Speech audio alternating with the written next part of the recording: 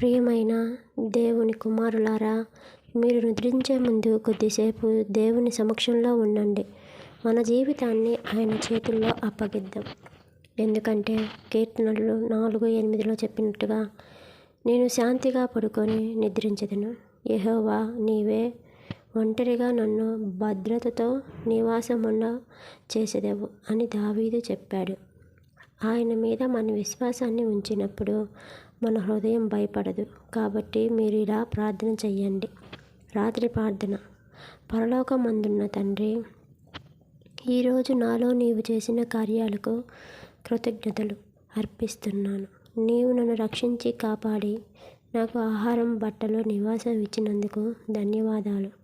దయచేసి ఈ రాత్రి నాకు శాంతి, నిద్ర ప్రసాదించు. నా హృదయాన్ని పరిశుద్ధకరించు. నిన్ను నమ్ముతూ నీవే నా కాపరిగా నన్ను కాపాడమని ప్రార్థిస్తున్నాను. ఈరోజు నేను చేసిన తప్పులు, పాపాలు క్రీస్తు యేసు రక్తము ద్వారా క్షమించుము. నీవు నాకు ఒక కొత్త దయతో నలుగురికి ప్రేమను పంచే హృదయాన్ని ఇవ్వము. నా కుటుంబ సభ్యులను కాపాడము. నా ఇంటిని నీ రక్షణ కప్పుతో కప్పు.